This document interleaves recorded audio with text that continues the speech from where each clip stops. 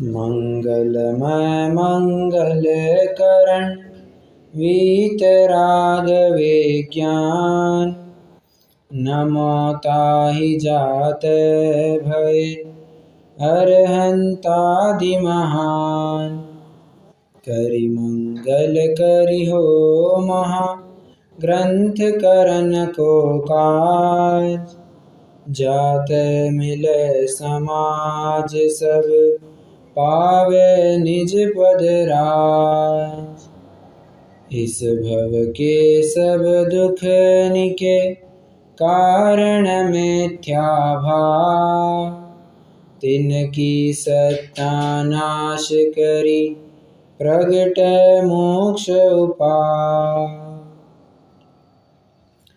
मंगलाचरण में कह रहे हैं इस भव के सब दुख निके।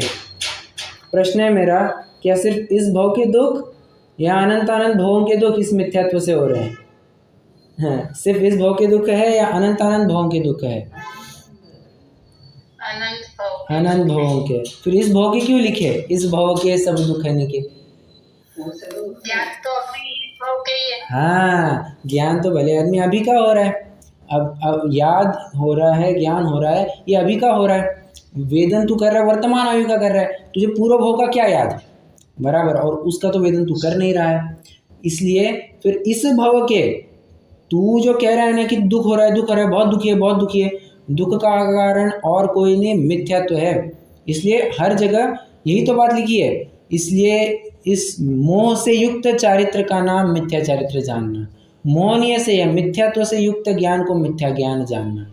दौलत राम जी भी चीख चीख करके यही बता रहे हैं कि या ही प्रतीति जुत कछुक ज्ञान और इन जुत विषयनी में जो प्रवृत्त। मतलब दोनों जगह मिथ्या ज्ञान और मिथ्या चारित्र दोनों की परिभाषा में उन्होंने एक बात कॉमन रखी है कि मिथ्यात्व के साथ जो ज्ञान, मिथ्यात्व के साथ जो चारित्र, वो मिथ्या चारित्र मिथ्या ज्ञान ऐसा नाम पाता है। इसलिए बात कहाँ आ रही है? बात यही आ रही है कि मिथ्यात्व का अभाव करेंगे तो सब सुलझ जाएगा, नहीं तो उलझ जाएगा। मिथ्यात्व का अभाव करेंगे तो सुलझ जाएगा, नहीं तो फिर उलझ क्या कहा मैंने? हाँ, नहीं तो फिर उलझ जाएगा। कल अपन ने राग द्वेष की महिमा विधान व विस्तार ये प्रकरण पूर्ण किया। सिंपल सी बात है जो अपन रोज देख ही रहे हैं कि एक जीव में राग किया उससे संबंधी राग द्वेष और आगे बढ़ते जाता है, एक संबंधी द्वेष किया उससे राग द्वेष और बढ़ने लग जाता है। फिर उसको आगे लेकर के राग द्वेष हो रहा है तो फिर उसको जो अच्छा बुरा करे उसको लेकर के और राग द्वेष होता है। मतलब ये श्रृंखला चलती रहती है, चलती रहती है। कल एक मुद्दे पर आकर के हम अटके थे, उसका थोड़ा स्पष्टीकरण करता हूँ, फिर अपन आगे बढ़ेंगे। प्रश्नकार का एक प्रश्न था कि अन्य पदार्थों में राग द्वेष करता है, वो तो समझा। वहां पर मैंने अन्य पदार्थ का क्या अर्थ बताया था? अन्य पदार्थ का क्या अर्थ बताया था मैंने?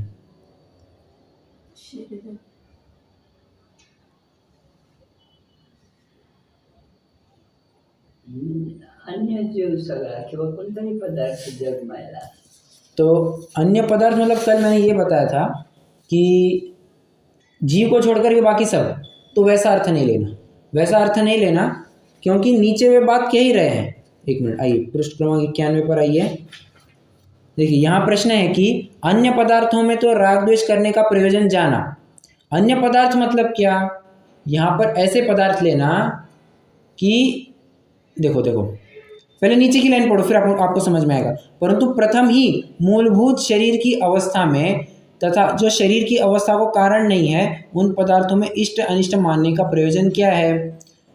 आपको याद आ रहा है, दो प्रकार से पंडित साहब ने अप्रोच किया था। एक शरीर, और शरीर से सीधा संबंध नहीं है ऐसे घर परिवार वाले, अगर उनमें कुछ छेड़खानी होती है, कम ज़्यादा होता है तो जीव राग द्वेष करता है, उन आगे वाले पदार्थों से राग द्वेष करता है। तो यहाँ पर जो अन्य पदार्थ कहा ना, तो उसकी अगली चेन, शरीर को छोड़ो, शरीर क्या है? पहला शरीर, और जो बाकी वाले परिकर है ये पहला लेयर, और उसको इफेक्ट करने वाले वे अन्य पदार्थ के दायरे में आ जाएंगे। ठीक है, तो ये समझना, अन्य पदार्थ मतलब ये समझना, नहीं तो फिर वो गड़बड़ी हो जाएगी। कल मैंने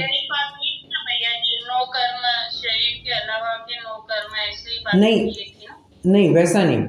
अगर आप शरीर के अलावा नो कर्म लेते हैं तो फिर वो नीचे की लाइन में कवर हो जाएगा ना, जो शरीर की अवस्था को कारण नहीं है वो तो उसमें कवर हो जाएंगे। तो जो फर्स्ट सोर्स है, सबसे पहला शरीर, सबसे पहला, ठीक है, तो उसको लेकर के जितने भी परिकर है एक, अब मान के चलो शरीर को 2 मिनट के लिए बाजू में रखो, शरीर को बाजू में रखो, अब परिकर को फर्स्ट सोर्स रखो, सबसे पहले स्थान पर परिकर को रखो या संयोगों को रखो, उनको जो जो इफेक्ट करते हैं तो आगे की चेन वैसे उनको अन्य पदार्थ में लिया है, ठीक है। एक उदाहरण लेता हूं मैं, आपको फटाफट ख्याल में आ जाएगा। यदि अपन शरीर की अपेक्षा बात करते हैं, ठीक है, यदि शरीर की अपेक्षा बात करते हैं तो अभी बहुत गर्मी का टाइम चल रहा है साहब, तो गर्मी क्या करती है, गुस्सा उत्पन्न करती है, हाय है गर्मी, कितनी तकलीफ हो रही है, कितनी तकलीफ हो रही है, और पंखा चालू किया तो पंखे के प्रति हो गया राग, पंखे के प्रति हो गया राग। तो समझना, शरीर है फर्स्ट सोर्स और वो पंखा हो गया सेकंड सोर्स, और उसके आगे जितनी भी चीज़ें होंगी वो सब सेकंड सोर्स वैसे आगे चलते जाएंगे, वो अन्य पदार्थ, पंखा और उसके आगे की जितनी भी चीज़ें वे अन्य पदार्थ में आएंगे। फिर पंखे से जुड़ी लाइट है, लाइट से जुड़ा वो बिजली का कनेक्शन है, तो ये सब अन्य पदार्थ में ले लेना, ठीक है। अब यदि आप शरीर को 2 मिनट के लिए बाजू में रखते हैं, पहले ही स्थान पर अगर आप परिकर रखते हैं, जैसे हमारे घर वाले उनको ही आप सबसे पहले स्थान पर रखते हैं, तो किसी ने घर परिवार वाले के ऊपर हाथ उठाया, तो जो आप घर परिवार वाले के ऊपर हाथ उठा रहा है वो अन्य पदार्थ में चला जाएगा, घर परिवार वाले फर्स्ट स्थान पर आ जाएंगे। समझ में आ रहा है क्या? आप डायग्राम निकालेंगे ना तो आपको फटाफट ख्याल में आ जाएगा। जीव, और फिर आपको देखिए, आप चाहे तो एक छोटा सा चार्ट बनाइए, चलिए आप छोटा सा चार्ट बनाइए तो और ख्याल में आएगा आपको। ऊपर लिखिए जीव और 2 एरो करके निकालिए, एक में लिखिए शरीर, दूसरे में लिखिए शरीर को कारण नहीं है, शरीर की अवस्था को कारण नहीं है ऐसे पदार्थ।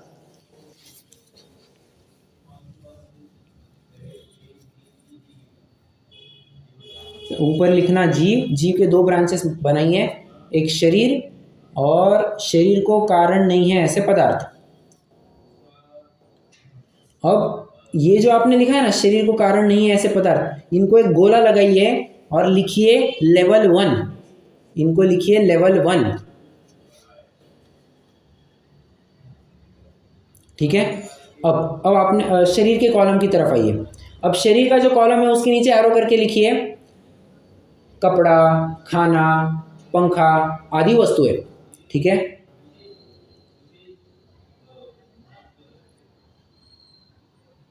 या अभी का उदाहरण लेना चाहे तो वैसे ही ले सकते हैं, पंखा, उसके बाद बिजली, उसके बाद बिजली का कनेक्शन, मेन कनेक्शन, ये सबको फिर आप सर्कल करके लिखिए, जो मैंने अभी बताया ना, पंखा, बिजली, बिजली का कनेक्शन, इनको सर्कल करके लिखिए अन्य पदार्थ। मैं अन्य पदार्थ का अर्थ खोल रहा हूँ, मैं अन्य पदार्थ का अर्थ खोल रहा हूँ। अब समझ में आ रहा है कि अन्य पदार्थ मतलब क्या?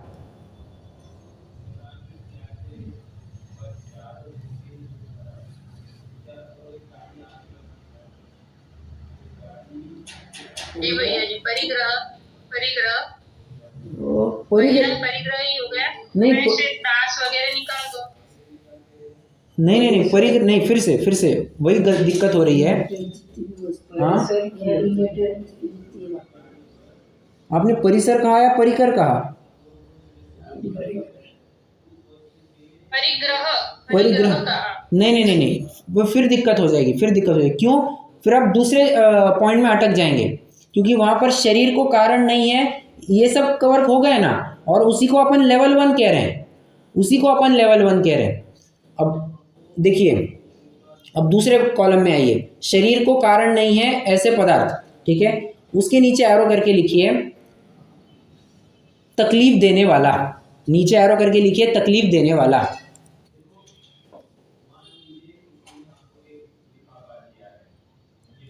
फिर तकलीफ देने वाला, उसके नीचे एरो करके लिखिए बचाने वाला, उनसे बचाने वाला। अब ये जो तकलीफ देने वाला और बचाने वाला है, इनको सर्कल करके लिखिए अन्य पदार्थ।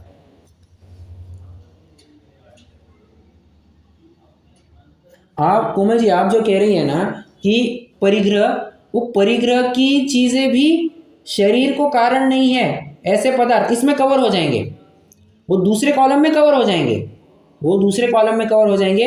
उनको जो राग द्वेष कराए ऐसे पदार्थ फिर अन्य पदार्थ में ले लेना, वो आगे की बात है, वो अन्य पदार्थ में ले लेना।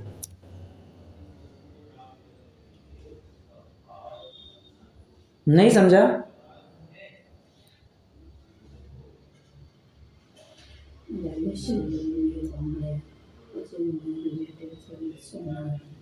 नहीं, आप एग्जैक्टली परिग्रह तो आया ही है, उसके साथ में वो एग्जाम्पल क्या होगा? तकलीफ देने वाला, बचाने वाला, ऐसे एग्जाम्पल्स लेंगे तो क्या लेंगे?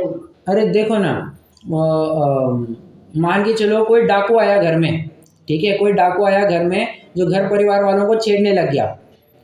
तो अब घर परिवार वाले क्या है, शरीर को कारण नहीं है ऐसे पदार्थ, शरीर को कारण नहीं है ऐसे पदार्थ वहां पर ले लेना, मतलब लेवल वन। फिर अगली लेवल क्या, वो डाकू जो परेशान करने आया है, फिर वो बाजू में पुलिस वाला था, तो उसने देख लिया कि डाकू घर में घुस रहा है, तो उसने दबोच लिया उसको, ठीक है। पुलिस वाला क्या होगा, बचाने वाला। अब ये जो डाकू है, जो पुलिस वाला है, ये अन्य पदार्थ में आ जाएंगे। यहाँ पर घर परिवार वाले अन्य पदार्थ में मत लेना, जो दूसरा कॉलम कर रहे हैं ना अपन, वहां पर घर परिवार वाले, घर, स्त्री, पुत्र, मकान, इनको अन्य पदार्थ में मत लेना।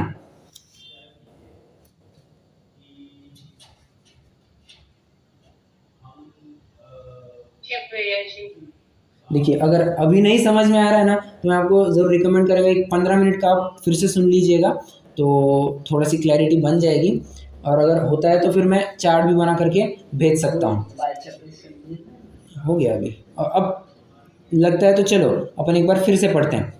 अन्य पदार्थों में तो राग द्वेष करने का प्रयोजन जाना, परंतु प्रथम ही मूलभूत शरीर की अवस्था में तथा जो शरीर की अवस्था को कारण नहीं है, उन पदार्थों में इष्ट अनिष्ट मानने का प्रयोजन क्या है? अब समझ में आ रहा है क्या? शरीर की मूलभूत अवस्था, सामने वाले का प्रश्न क्या है, ये शरीर में क्यों एकत्व करता है एक, और शरीर को कारण नहीं है ऐसे जो बीवी बच्चे हैं उनमें क्यों एकत्व करता है, ये उसका सीधा सा प्रश्न है, ठीक है। शरीर कहा मतलब पहले वाले पॉइंट की तरफ संकेत कर रहे हैं, और जो शरीर की अवस्था को कारण नहीं है वो दूसरे वाले पॉइंट की तरफ संकेत कर रहे हैं, और फिर वहां से आगे की चेन लगाना, आगे की जो चेन है ना उसको अन्य पदार्थ में लिया है, ठीक है। अब देखिए, अगर आपको समझता है तो ठीक है, नहीं तो फिर मैं आपको कहूँगा कि आप एक बार फिर से ज़रूर सुनिए। चलिए, तो ये राग द्वेष का विधान व विस्तार, मुझे इस पॉइंट के ऊपर थोड़ा सा फोकस करना था, तो वो हो गया है। आज अपन नवीन प्रकरण प्रारंभ करते हैं। मोस्ट प्रोबेबली ये आज ही पूरा हो जाएगा, नहीं तो फिर कल पूरा करेंगे। मोह की महिमा। देखिए, प्रश्न है मेरा, महिमा जगत में किसकी होती है? महिमा जगत में किसकी होती है? अच्छी चीज़ों की महिमा हुआ करती है, प्रशंसा अच्छी चीज़ों की हुआ करती है, ठीक है। गंदी चीज़ों की कभी कोई प्रशंसा नहीं करता, उसको तो कुप्रशंसा कहते हैं, ठीक है, या इस प्रकार से उसकी निंदा कहते हैं, गलत चीज़ों की निंदा कहते हैं। परंतु यहाँ पर देखिए शब्द के का कैसे प्रयोग किया है, मोह की महिमा। अरे मोह है एक विकार और तुम विकार की महिमा गा रहे हो, तो यहाँ पर गलत अर्थ नहीं ले लेना, ये विरोधाभास अलंकार का प्रयोग है। मतलब दो अलग अलग शब्द लगेगा ऐसा कि कुछ गलत बात कह रहे हैं, परंतु ढंग से पढ़ेंगे तो सही अर्थ समझ में आएगा। और समझना, ये भक्तामर स्तोत्र में एक छंद आया है ना, क्या सोम तथापि नहीं, वहाँ पर ऐसा श्लोक आया है कि हे भगवान, अच्छा हुआ कि मैं सारा जगत पहले घूम करके आ गया।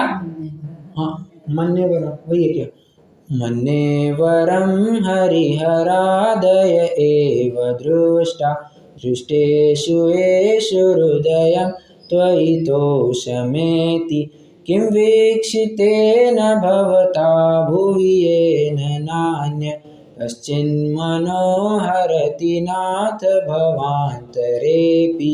क्या कह रहे हैं वहाँ पर?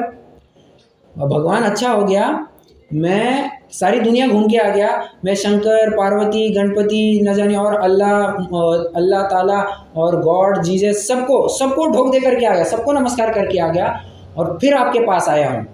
एक कहेगा मूर्ख है क्या, पूरी दुनिया घूम गया और फिर क्या?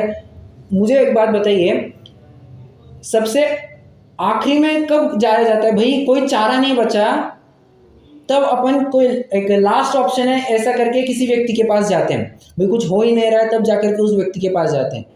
तो यहाँ पर वो लेखक कह रहे, कवि कह रहे हैं कि अच्छा हो गया मैं आपके पास आखिरी में आया। फिर तू निंदा कर रहा है? निंदा नहीं कर रहा हूँ, तुम विरोधाभास अलंकार को समझो। अच्छा हो गया मैंने सारी दुनिया देख ली, अब तो मुझे पक्का विश्वास हो गया है कि आपके अलावा और कोई शरणभूत नहीं है। जितने भी सारे देव है, जितनी भी देवियाँ हैं, वे बिल्कुल भी मुझे सहायता तो आप भी करने में समर्थ नहीं हो, परंतु आप वितरागता का मार्ग मुझे दिखा सकते हो, बाकी मुझे वितरागता का मार्ग नहीं दिखा सकते। अगर मैं पहले ही आपके पास आता तो न जाने मेरा चित्त दौड़ता, मैं यहाँ भी जाऊँ, मैं वहाँ भी जाऊँ, मैं वहाँ भी जाऊँ, तो मैं आपके ऊपर अच्छे से विश्वास या श्रद्धा नहीं कर पाता। अब मैं आपके ऊपर पूरा भरोसा कर सकता हूँ। ये क्या है? एक प्रकार से विरोधाभास अलंकार। विरोधाभास अलंकार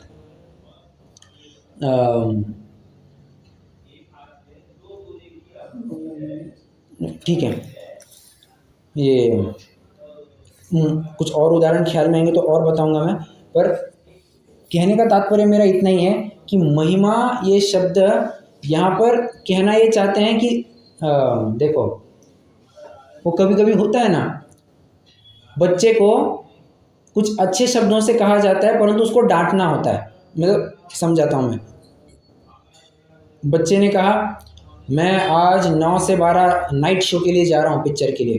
कहना नहीं मुझे, भोजन वगैरह सब बाहर में ही होगा, तो मुझे बिल्कुल भी खाना नहीं बनाना। और वैसे बहुत ही लौकिक उदाहरण है, क्योंकि अगर खाना नहीं बनाना ऐसा कह रहा हूँ मैं, तू रात में खाएगा क्या? तो जैनी का घर है, जैनी तो रात में खाएगा नहीं, परंतु एक उदाहरण मात्र समझना, ठीक है? तो आज मेरे लिए खाना बिल्कुल भी नहीं बनाना। हाँ जाओ बेटा, अच्छे से पिक्चर वगैरह देख करके आना, कोई दिक्कत नहीं है। रात में जब चाहे तब आ जाना, जब चाहे रात में तुम कितने भी बजे कहो, हम तुम्हारे लिए जाग करके हम तुम्हारे लिए दरवाज़ा खोलेंगे, कोई दिक्कत नहीं। बहुत अच्छे बेटा, बहुत अच्छे बेटा। अब माँ ऐसी कह रही है, बाप ऐसा कह रहा है, तो बताओ माँ बाप के कहने में वो प्रोत्साहन कर रहे हैं या एक प्रकार से उल्हाना दे रहे हैं उसको?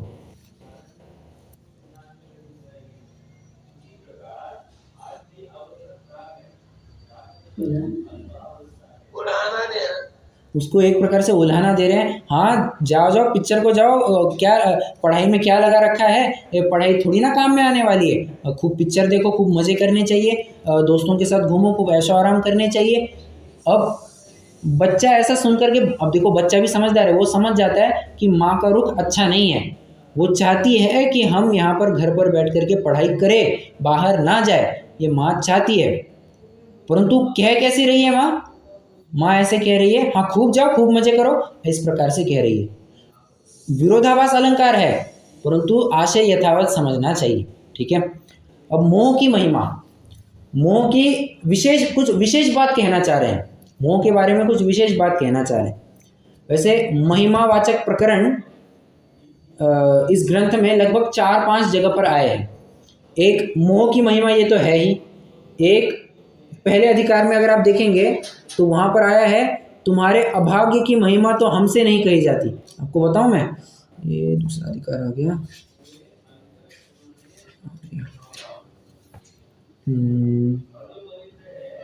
हाँ पृष्ठ क्रमांक 20 पर अगर आप देखेंगे तो अभाग्य की महिमा, तो उसके अभाग्य की महिमा हमसे तो नहीं हो सकती। किसके अभाग्य की महिमा? किसी को अवलोकन मात्र चिंतामणि रत्न की प्राप्ति हो गई, चिंतामणि रत्न, और जिसको एक इच्छा करो तो चाहे वो वस्तु प्राप्त हो गई, और उसने चिंतामणि रत्न किसके लिए प्रयोग किया? कौवे को उड़ाने के लिए, या फिर उसने समुद्र में डाल दिया। अरे अरे अरे अरे, तुझे चाहिए क्या था? तुझे समंदर पार करना है ना, तू बस चाहता कि समंदर पार हो जाए, तू उस पार से उस पार हो जाता। तू क्या चाहता था? ये कौवा यहाँ से उड़ जाए, तो बस इच्छा करता कि ये कौवा यहाँ से उड़ जाए, वो वहाँ से हट जाता। तूने वो रत्न लेकर के क्यों फेंका उसके ऊपर? तेरे अभाग्य की महिमा तो हमसे नहीं कही जाती। ये एक महिमा का प्रकरण, ठीक है। एक और प्रकरण आया है अज्ञान की महिमा। ये अज्ञान की महिमा 5वें अधिकार में बात आएगी। 5वें अधिकार में देखो तो अज्ञान की महिमा अपने से नीच जाति या अपने से जो नीच लेवल के हैं उनको पूजता नहीं है, और इसकी मति कैसी हर गई है, रोड़ों को पूजने लग गया है। देखो तो इसके अज्ञान की महिमा, महिमावाची ऐसा एक और शब्द आया है। अब 6वें अधिकार में है, 6वें अधिकार में, एक मिनट, हाँ, देखो तत्व विचार की महिमा। तत्व विचार से सहित देवादिक की प्रतीति नहीं, क्या है वो, हाँ, तत्व विचार सहित व्रत तपश्चरण नियम ना पाले फिर भी वो सम्यक्तों का अधिकारी है। तत्व विचार की महिमा वहाँ पर की गई है। और एक और महिमावाची है सम्यक्तों की महिमा। 8वें अधिकार में सम्यक्तों की महिमा गाई है, जहाँ पर ये कह रहे हैं देखो सम्यक्तों की महिमा।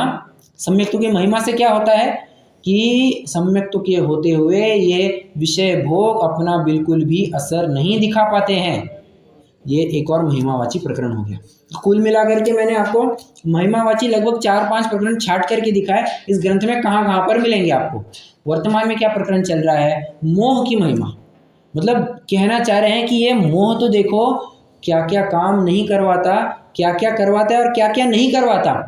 जो विचार भी नहीं किया था वो काम करवाने लगता है। मोह क्या क्या नहीं करता। बेसिक से उदाहरण से चालू करते हैं। एक मान के चलो अंबानी का ही उदाहरण ले लो। चलो, अंबानी है, और अंबानी कब का, लगभग 20 साल पहले का अंबानी सोचना, जब उसके बच्चे एकदम छोटे छोटे थे, 1 साल 2 साल के बच्चे थे उसके, ठीक है। अब अंबानी है देश का सबसे अमीर आदमी, ठीक है, देश का सबसे अमीर आदमी। मुझे प्रश्न है आपसे, कोई उसके गले में गले हाथ डाल करके घूमता होगा? अंबानी के गले में गले हाथ डाल करके कंपनी रिलायंस में घूमता होगा?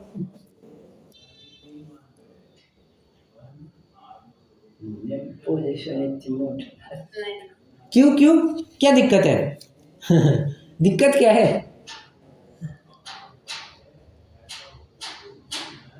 अरे कुछ तो बोलिए।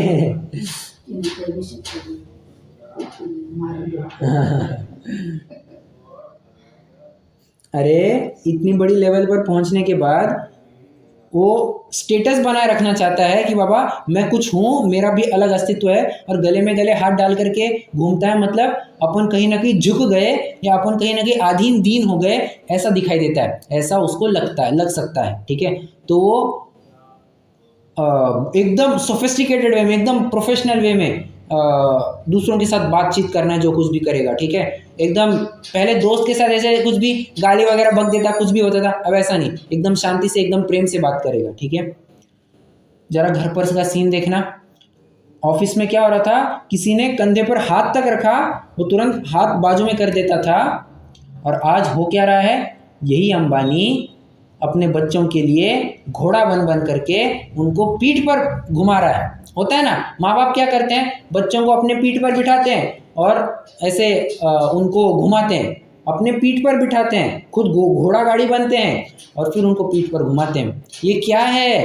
अरे लोक में कंधे पर हाथ रखना जुल्म हो गया था, और यहाँ पर कर क्या रहा है, मोह की महिमा तो देखो, अपने खुद घोड़ा बन करके ये बच्चों को, अपने बच्चों के लिए ये सब कर रहा है।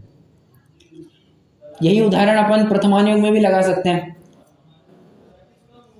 प्रश्न है मेरा, क्या कभी बलदेव ने या कृष्ण ने रथ खींचा होगा? रथ खींचा होगा? अरे उसके सामने वो सारथी बैठा होगा, भले ही सारथ्य किया होगा कृष्ण ने कभी, ठीक है, कृष्ण ने कभी सारथ्य किया होगा रथ का, परंतु खुद कभी बोझा ढोता होगा? कृष्णा या बलदेव कभी बोझा ढोते हुए देखेंगे? ए ला दो एक बोरा मेरे पास, मैं उठाता हूँ। अरे वो तो कहेगा भाई नौकर को बुला और उठा करके बाजू में रखने को कहो, ठीक है। और आज क्या हो गया है? पूरी द्वारिका नगरी जल गई है, पूरी द्वारिका नगरी जल गई है। और रथ में बैठे बलदेव और कृष्ण अपने माता पिता को बाहर निकालने के लिए, रथ वहीं का वहीं धंस गया। घोड़ों को हटाया, बैलों को हटाया, स्वयं रथ में जुट गए, स्वयं जुट गए और रथ को खींचने की कोशिश की, परंतु रथ जुता का जुता रहा, वो हिला नहीं। अब मुझे एक प्रश्न है, ये क्या करवा रहा है? मोह क्या क्या नहीं करवा रहा है। आज तक बोरा तक उठाया नहीं था, बोरा छोड़ो अपने कपड़े तक उठाए नहीं थे, नौकर सब व्यवस्था करते थे। और आज क्या हो गया है? रथ ढोने के लिए तैयार हो गया है, रथ तक ढोने के लिए तैयार हो गया है। क्या है ये? मोह की महिमा है। मोह की महिमा पूरी दुनिया से शत्रुता मोल लेगी, पूरी दुनिया से शत्रुता मोल लेगी, परंतु अपने घर परिवार वालों के सामने इतना झुक जाता है कि बस कुछ का वो होता है ना, पूरी दुनिया के सामने शेर होता है आदमी, परंतु घर में आते से ही बकरा हो जाता है। बकरा हो जाता है, आवाज तक नहीं निकलती। और कोई भी हो, पति हो पत्नी हो कोई भी हो, पूरी दुनिया के सामने बहुत वाह वाह होती होगी। घर पर जाकर, बाहर में जाकर के बहुत वाह वाह होती होगी। घर पर जाकर के हाल पूछना, उनके घर पर जाकर के हाल पूछना, हाल देखे नहीं देखे जाते, ऐसा है। और ये सब क्यों कर रहा है? अपने हैं, अपने जान करके, अपने मान करके कर रहा है। और एक दिन ऐसा आ जाता है कि यही बच्चे जिनके लिए तुम घोड़ा घोड़ा बने थे, जिनके लिए तुमने पूरी दुनिया से शत्रुता मोल ली थी, वही बच्चे कह जाते हैं निकलो घर से, निकलो, आउट। घर से निकाल देते हैं। ये इसकी घटना जानते हैं ना? कौन? विजयपत सिंघानिया। कौन विजयपत सिंघानिया? विजयपत सिंघानिया कौन? ये भैया जी मालूम है, उनके पापा को निकाल दिया। अरे उसकी वाइफ ने भी प्रॉपर्टी ले ली वही ना। अरे विजयपत सिंघानिया वो तो वह व्यक्ति जिसको निकाल दिया गया था, उसने किसी को नहीं निकाला था। रेमंड का मालिक, जिसने रेमंड, और उसके बेटे ने उसको निकाल दिया था, और अभी उसकी वाइफ ने भी उसके साथ वही किया, हो गया, तलाक हो गया वहीं पे। तो रेमंड का मालिक, रेमंड, अरे कितना बड़ा ब्रांड है, इतनी बड़ी कंपनी का मालिक। अब उसने सोचा अब कंपनी बहुत बड़ी बना दी है, तो उसने कहा, अब सोचा चलो अब बेटे के नाम पर, और बेटे के नाम पर सब कुछ कर दिया, अपने पास एक रुपया नहीं रखा, सब कुछ कर दिया। और बेटे ने क्या किया? लात मार करके घर से बाहर निकाल दिया, लात मार करके घर से बाहर निकाल दिया, गाली बक बक करके निकलो निकलो, आउट। अरे हाँ, पूरी प्रॉपर्टी बच्चे के नाम कर दी। और बच्चे ने उस मालिक को, अपने जिसने इतनी बड़ी कंपनी खड़ी की है, अपने पिता को ही धक्के मार करके घर से बाहर निकाल दिया। और अब हाल तो ऐसे हो गए हैं कि आज तो पत्नी भी छोड़ करके चली गई, पत्नी भी छोड़ करके चली गई है। और फिर अब अमित सिंघानिया की अकल ठिकाने आ रही है कि हाँ फिर से पिताजी के पास जाया जाए। अब मैंने अब बहुत टाइम हो गया वो पढ़ करके, लगभग साल हो गया होगा, मैंने साल भर पहले से कुछ पढ़ा था कि अमित सिंघानिया अब फिर से अपने पिता के पास जा कर के उनसे माफ़ी मांग रहा है और कह रहा है कि आप आओ घर पर और रहो, घर पर रहो, ऐसा अब कह रहा है। और अमित सिंघानिया वही व्यक्ति है जिसका घर, जो अंबानी का पड़ोसी है, वास्तव में अंबानी का पड़ोसी है अमित सिंघानिया। और उसका भी एकदम बहुत बड़ा घर है, आलीशान घर, एकदम बहुत बड़ा। क्या है मतलब, हाँ, बच्चों के लिए करते हैं और बच्चे ही फिर लात मार करके बाहर निकाल देते हैं। ये हमारी दादी जी की एक स्कूल की एक उनकी सहेली है, तो घटना बहुत दर्दनाक है, इतनी दर्दनाक है कि पति निकला पियक्कड़, पति पियक्कड़ ही था, अलका का पति।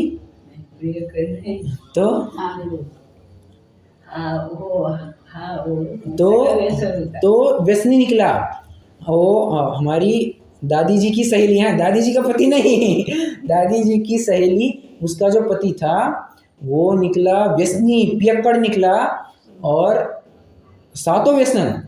और ऐसे में फिर उस महिला ने 2 बच्चों को पाला पोसा बड़ा किया, 10 बाय 10 के रूम में इतना छोटा का बड़ा किया।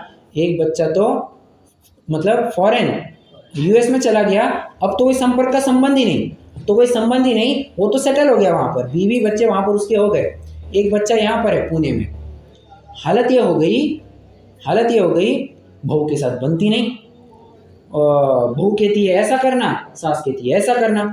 अब ऐसे के बीच में पति पिस रहा है, तो उसने माँ को कहा तुम अलग रहो, माँ से कहा तुम अलग रहो। और वो बेचारी इस 70 साल की उम्र में, अब मतलब लगभग कुछ साल पहले तक की बात है, वो सब काम अकेले करती थी और हर प्रकार के रोग से ग्रसित।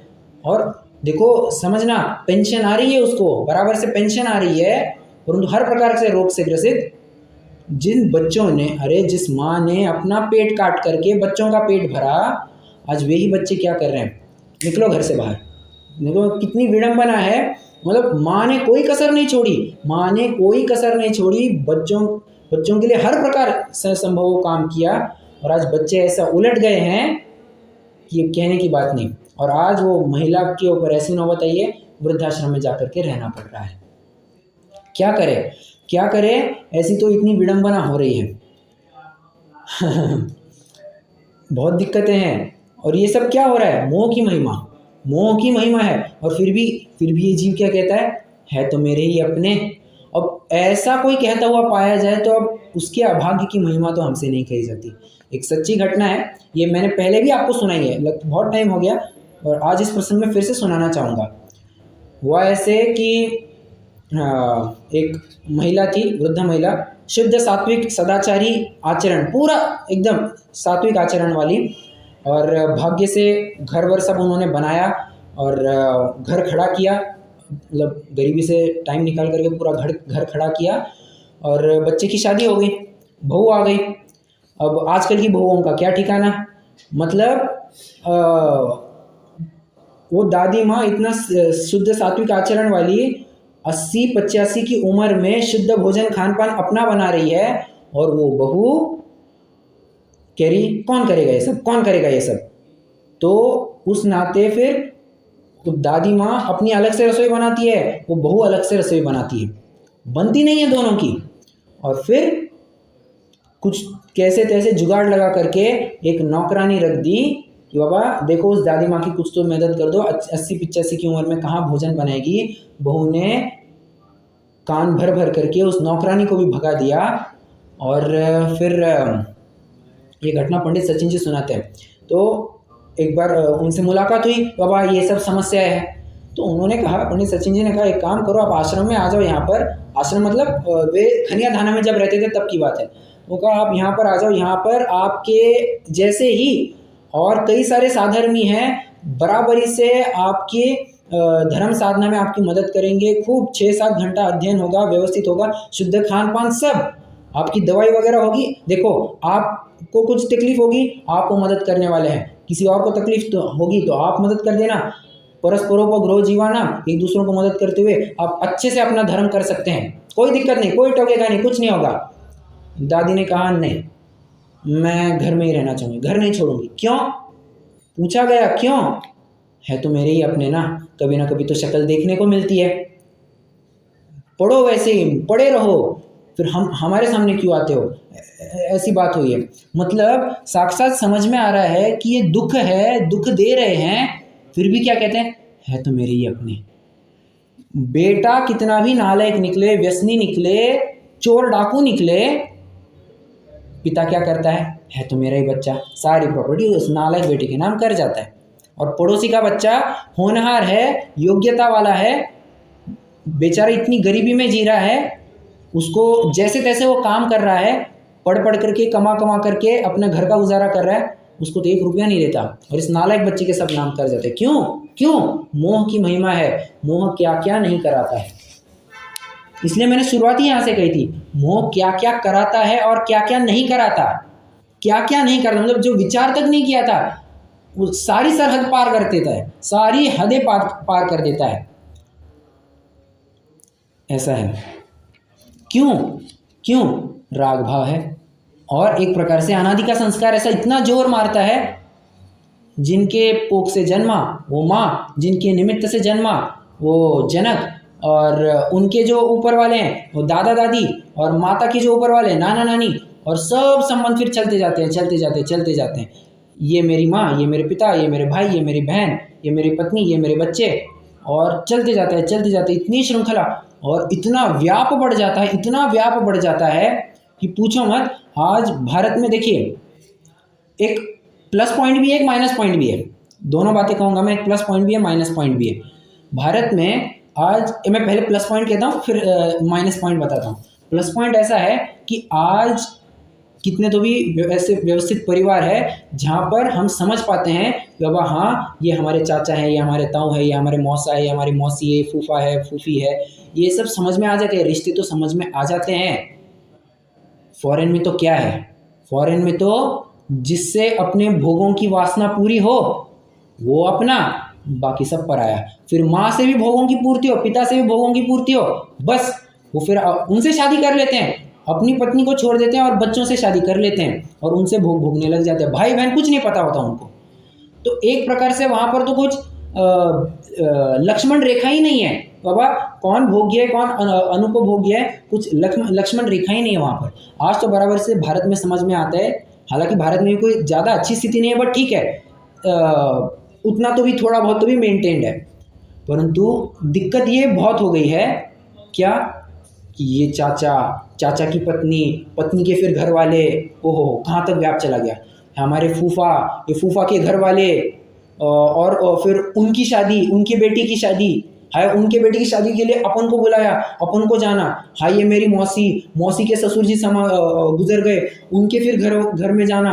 अरे अरे इतना व्याप चला जाता है, इतना व्याप चला जाता है, मतलब हर एक का अकाउंट संभालते संभालते आदमी पागल हो जाता है, आदमी पागल हो जाता है कि इनका देखना है, उनका भी देखना है, इनका भी करना है, उनका भी करना है, और संबंध बनाए रखने चाहिए, संबंध बनाए रखने चाहिए। इसके नाम पर फिर चाहे वहाँ से वो कहते हैं ना बादरायण संबंध, मराठी में कहावत है बादरायण संबंध जोड़ना, हाँ हमारे फूफा के आप बहन के ये भाई लगते हैं, यहाँ से संबंध निकाल करके फिर बात चालू हो जाती है। मतलब ये ऐसी बात है, और ये किसी एक व्यक्ति की नहीं, हर एक व्यक्ति की दिक्कत है, हर एक व्यक्ति की चालू हो जाते हैं। अब मेरे साथ भी कभी होना तो मैं कहूँगा हाँ आप उनको जानते हैं, हाँ मैं उस कंपनी में काम करता था, हाँ वो तो मेरे खास अच्छे दोस्त है, ये मेरे साथ भी कई बार हुआ है, हाँ अरे मैं तो उनको बहुत अच्छे से जानता हूँ। तो कहाँ से रिश्ते निकाल करके, संबंध निकाल करके बात करता है। ये क्या है, ये मोह दिखाता है, कितना बड़ा मोह है। अब इस संदर्भ में विदेशी संस्कृति का एक प्लस पॉइंट बताया, मैंने पहले माइनस पॉइंट बताया, अब मैं प्लस पॉइंट बताता हूँ।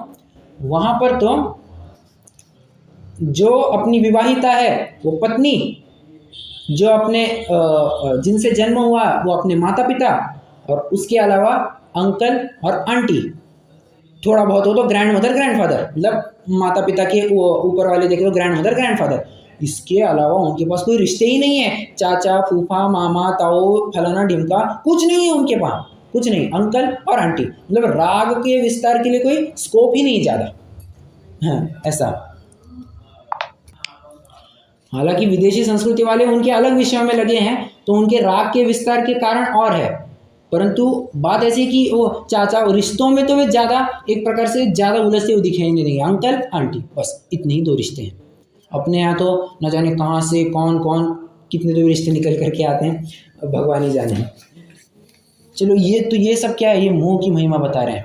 अब यहाँ से अपन थोड़ा सा प्रकरण पढ़ते हैं, स्पष्टीकरण मैं काफ़ी कर चुका हूँ, एक ठीक है पहले अपन पढ़ ही लेते हैं।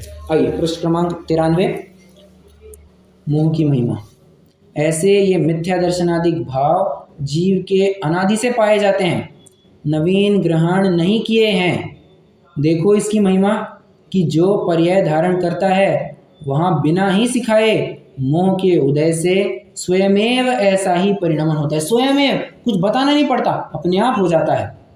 तथा मनुष्यादि को सत्य विचार होने के कारण मिलने पर भी सम्यक परिणमन नहीं होता, और श्री गुरु के उपदेश का निमित्त बने वे बारंबार समझाए परंतु यह कुछ विचार नहीं करता, तथा स्वयं को भी प्रत्यक्ष भाषित हो वह तो नहीं मानता और अन्यथा ही मानता है। किस प्रकार सो कहते हैं, क्या कह रहे हैं यहाँ पर, चलो थोड़ा और स्पष्टीकरण कर ही रहे हैं पंडित जी। मरण होने पर शरीर आत्मा प्रत्यक्ष भिन्न होते हैं। एक शरीर को छोड़कर आत्मा अन्य शरीर धारण करता है। वहाँ व्यंतराधिक अपने पूर्व भाव का संबंध प्रकट करते देखे जाते हैं, परंतु इसको शरीर से भिन्न बुद्धि नहीं हो सकती। इस शरीर से भिन्न बुद्धि हो, उसको लगता है यही मेरा शरीर सब कुछ है, यही सब कुछ है। अरे तेरा पहला भी कोई शरीर था, और अगर गलती से अगर तुम्हारा कोई नवीन शरीर भी होने वाला होगा तो वो भी तुम्हारा नवीन शरीर है। यही शरीर है, तुमने किसने कहा? अनंतो शरीर है, अनंतो। ठीक है, तो स्त्री पुत्रादिक अपने स्वार्थ के सगे प्रत्यक्ष देखे जाते हैं। उनका प्रयोजन सिद्ध न हो तभी विपरीत होते दिखाई देते हैं। यह उनमें ममत्व करता है और उनके अर्थ नरक आदि में गमन के कारणभूत नाना प्रकार के पाप उत्पन्न करता है। धनाधिक सामग्री किसी की होती देखी जाती है, यह उन्हें अपनी मानता है, तथा शरीर की अवस्था और बाह्य सामग्री स्वयं उत्पन्न होती तथा विनष्ट होती दिखाई देती है, यह वृथा स्वयं करता होता है। वहाँ जो कार्य अपने मनोरथ के अनुसार होता है उसे तो कहता है मैंने किया, अपने मनोरथ के अनुसार हुए ये मैंने किए, और अन्यथा हो तो कहता है मैं क्या करूँ, ऐसा ही होना था अथवा ऐसा क्यों हुआ, ऐसा मानता है। परंतु या तो सर्वथा करता ही होना था या अकर्ता रहना था, सो विचार नहीं है। विचार ही नहीं करता, विचार ही नहीं करता। देखो बात है, कह रहे हैं पंडित जी, इसको समझता तो बिल्कुल है। क्या यार, घर परिवार वालों को लेकर के बहुत परेशान हो रहे, बहुत परेशान हो रहे, इतनी परेशानी हो रही, इतनी परेशान हो रही है। और हर घर परिवार वाला दूसरे घर परिवार वाले से परेशान होता ही होता है, होता ही होता है। किसी न किसी मुद्दे को लेकर के तकलीफ रहती ही रहती है। तुमने ये नहीं किया, तुमने वो नहीं किया, तुम्हारा ये अच्छा है, तुम्हारा वो बुरा है। और इसको लेकर के अच्छाई बुराई हर एक घर वाले को दूसरे घर वाले के प्रति रहती ही रहती है। कितना भी अच्छा संबंध क्यों ना हो, रहती, कोई शिकायत तो रहती ही रहती है। ऐसा जानते हुए भी क्या विचार करता है तो मेरे ही अपने, है तो मेरे ही अपने। अब ऐसे देखो ना, ऐसे को एक उदाहरण देता हूँ और समझ में आएगा, अच्छे से समझ में आएगा। कोई जेलर है, जेलर मतलब कैदी समझ लो। कोई कैदी है, अब कैदी की रोज पिटाई चल रही है डंडों से। पुलिस कह रही है बोल तूने क्यों उस लड़की के साथ छेड़खानी की, बोल क्यों लड़की को छेड़खानी की, तूने क्यों उसके भाई को चाकू दिखाया। तो वो कहता है नहीं साहब गलती हो गई, साहब गलती नहीं, बोल क्यों करता है, और रोज उसको डंडे पड़ रहे हैं। उदाहरण है, किसने कहा अरे कब पढ़ रहे हो, एक काम करो हम तुमको फटाफट जमानत में ले रहे हैं, तुम चलो ना। नहीं ये तो है अपने ही, रोज मुझे अच्छे से खाना खिलाते हैं, तो बात भी करते हैं, भले डंडा मारते होंगे परंतु मेरे साथ बात करते हैं, मुझे अच्छी बातें, अच्छी चीज़ खिलाते हैं, है तो मेरे ही अपने। प्रश्न है मेरा, उस व्यक्ति को क्या कहा जाएगा, उस व्यक्ति को क्या कहा जाएगा?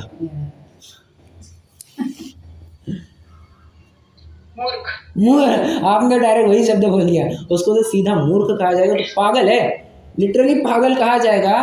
पर तू समझता नहीं, तेरे को इतने परेशान कर रहे हैं और फिर भी तू उन्हीं को अपना बनाए बैठा है, उन्हीं को अपना बनाए बैठा है। तेरे अभाग्य की महिमा तो हमसे नहीं करे, और यही तेरी मोह की महिमा है। तो बनो, पड़े रहो, वहीं पे लगे रहो, वहीं पे लगे रहो। फिर भी बन के रहना ही पड़ता है, वो क्या ही करेंगे मालूम होने के बावजूद। अब देखो, अगर आप यहाँ पर चारित्र मोहनी का दाखला देंगे तो मैं तो सीधा ही कहूँगा भैया चारित्र मोहनी है, दर्शन मोहनी है। वैसे नहीं, लेकिन अब दुखदाई है, फिर भी मूर्ख बन के रहना ही पड़ता है, ऐसे में बोल रहना ही पड़ता है। उतना पुरुषार्थी नहीं है वैसे। देखिए, पुरुषार्थ होना अलग बात और हेय मानना अलग बात।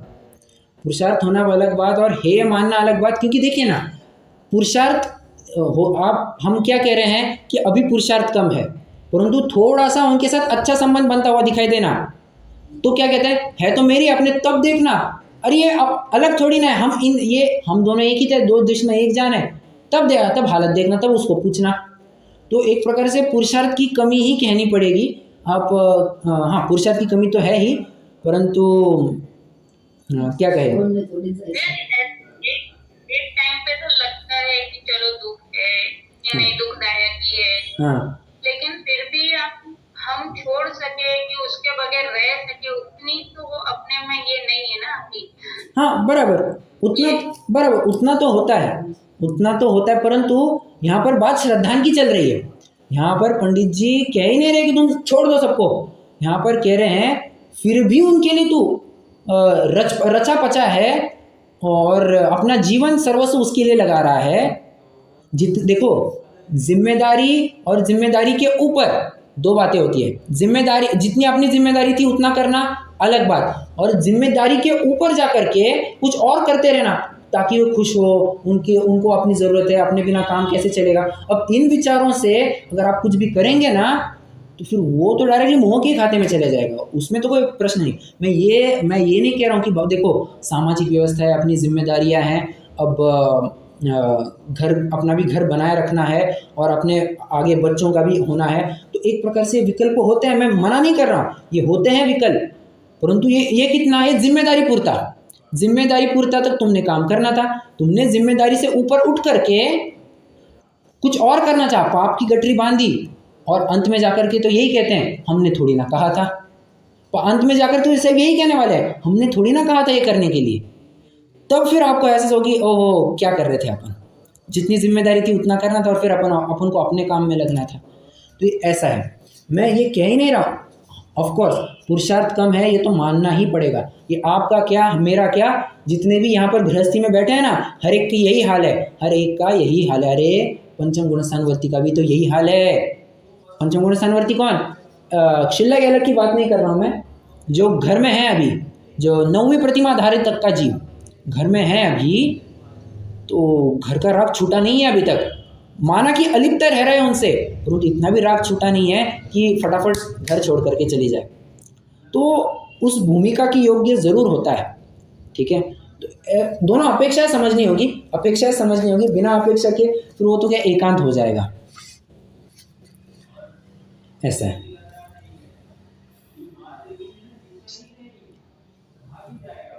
चलो आगे बढ़ते हैं।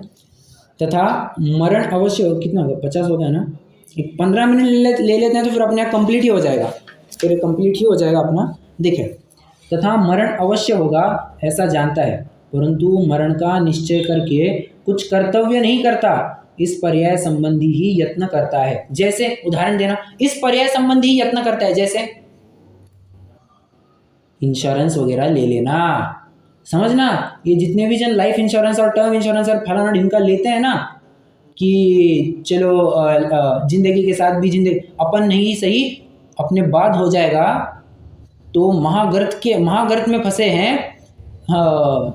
क्योंकि कई बार ऐसा होता है, कई बार तो नहीं कह सकता, परंतु ऐसा देखने में ज़रूर आता है कि पैसे की बहुत ज़रूरत हो, अपनी एक इंश्योरेंस पॉलिसी चल रही है, तो जिसके नाम चल रही है ना उसको मार डाला जाता है, और फिर कहा जाता है यार ये तो मर गया, चलो अब इसके बाद जो भी बेनिफिशियरी है वो उसके नाम पैसे ले लिए जाते हैं। मैंने वास्तव में एक लगभग 3-3.5 साल पहले घटना पड़ी थी कि एक व्यक्ति, और उसको पैसे की बहुत तंगी हो रही है पैसे की।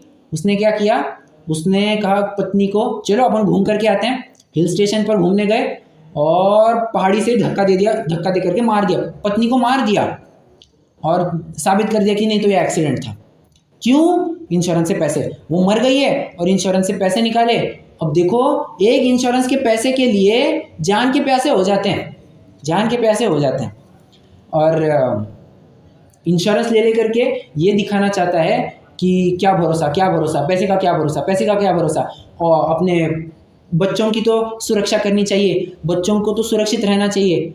अरे अपने चंद्रगुप्त मौर्य की स्ट्रैटेजी को फॉलो करना ना।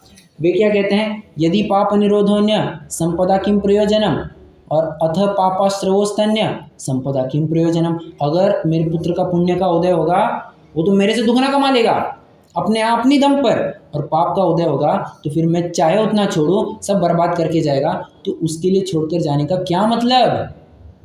पर ये जीव क्या करता है, इंश्योरेंस कराओ और फलाना कराओ, ढिमका कराओ, और बच्चे के नाम पर सब चलता है, ऐसा होता है। इस पर्याय, और ये क्या है, ये इस पर्याय संबंधी यत्न कर रहा है, सारे इस पर्याय संबंधी यत्न कर रहा है। तथा मरण का निश्चय करके कभी तो कहता है कि मैं मरूंगा और शरीर को जला देंगे, कभी कहता है पुत्राधिक रहेंगे तो मैं ही जीऊँगा। इस प्रकार पागल की भांति बकता है, कुछ सावधानी नहीं है।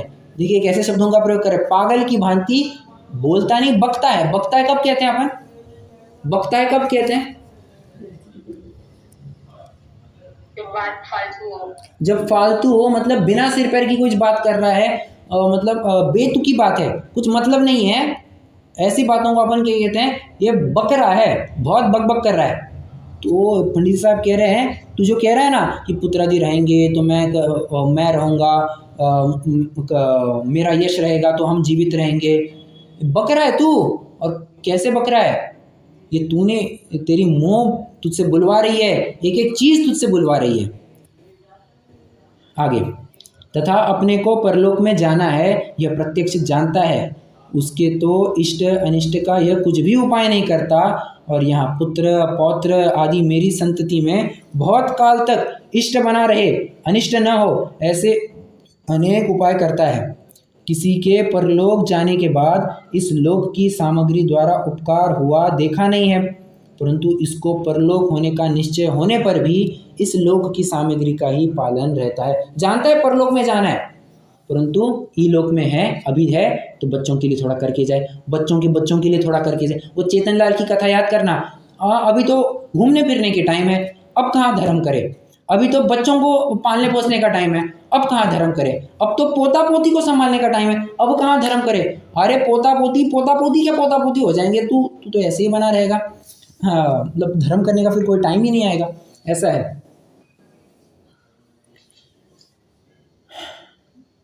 तथा विषय कषायों की परिणति से तथा हिंसादि कार्यों द्वारा स्वयं दुखी होता है, खेद खिन्न होता है, दूसरों का शत्रु होता है, इस लोक में निंद्य होता है, परलोक में बुरा होता है, ऐसा स्वयं प्रत्यक्ष जानता है, तथापि उन्हीं में प्रवर्तता है, इत्यादि अनेक प्रकार से प्रत्यक्ष भाषित हो उसका भी अन्यथा श्रद्धान करता है, जानता है, आचरण करता है, सो यह मोह का महात्म्य है। जानते हुए भी, प्रश्न है मेरा, सिंपल सा प्रश्न है, अग्नि जलाएगी या नहीं जलाएगी? जलाएगी। कोई छोटा बच्चा है जो अभी अभी जन्मा है, उसका हाथ जलाएगी या नहीं? उसको कुछ पता नहीं अग्नि क्या होती है क्या नहीं होती है, उसका हाथ जलाएगी या नहीं जलाएगी? जलाएगी। प्रश्न है, दया सबसे ज्यादा किसके ऊपर आती है? दया उसकी, देखो मैं एक विशिष्ट अपेक्षा से बात कर रहा हूं। अब ये दया मतलब ऐसा मत समझना किसको ज्यादा तकलीफ हुई, मैं तो ये कह रहा हूँ, रात को छोटे बच्चे पे आएगा, लेकिन दया तो बड़े पे आएगी कि हाँ, राइट, दया तो बड़े पे आएगी। भले आदमी, तू तो जानता था कि अग्नि गर्म है और फिर भी उसमें हाथ डाल रहा है, और अब क्या कहे कोई बच्चा है, वो जानता है कल परीक्षा है, फिर भी पढ़ाई नहीं कर रहा है, अरे क्या कहे तुझे, ऐसा है। और जो जान करके भी अग्नि में प्रवेश कर जाता है, उसको तो पक्का लोग याड़ा ही कहते हैं, पक्का येड़ा कहते हैं। तू जानता है फिर भी क्या कहे। अरे ये व्यसनी लोग क्या होते हैं, शराब आदि पीने वाले या फूकने वाले, ये जानते हैं, परंतु अरे फूकने वालों की तो क्या कहे, छोटे छोटे बच्चे फूकने लग जाते हैं, और तरीकों से ये कभी भी, वैसे आपको कुछ अलग से बताने की ज़रूरत नहीं, आप भी देखते ही होंगे, किसी भी बस स्टेशन पर, रेलवे स्टेशन पर जाकर के देखना, ऐसे छमिए लोग तो आपको मिलेंगे ही मिलेंगे, सुट्टा मार रहे हैं या फूक रहे हैं, कुछ तो कर रहे हैं, और अलग अलग तरीके से। पहले कभी कभी तो क्या करते हैं, 2 सिगरेट ले लेते हैं, एक साथ 2 सिगरेट जलाते हैं, मुंह में डालते हैं और वो फूकते हैं, और धुआं कैसे निकालते हैं, नाक में से निकालते हैं, उसका किसी ना किसी प्रकार से आकार प्रकार बनाते हैं, सब तरीके से चलता है। और जानते हैं कि smoking is injurious to health, it may lead to cancer, लिखा रहता है। वो तंबाकू या उस गुटखा के, या क्या कहते हैं, उस सिगरेट के पैकेट पर लिखा होता है कि इट इज़ इंजurious टू हेल्थ, वो केकड़े का एक साइन भी बनाया हुआ होता है, पर फिर भी आदमी लेता है, क्या कहे। अब इसको मूर्ख ना कहे तो क्या कहे।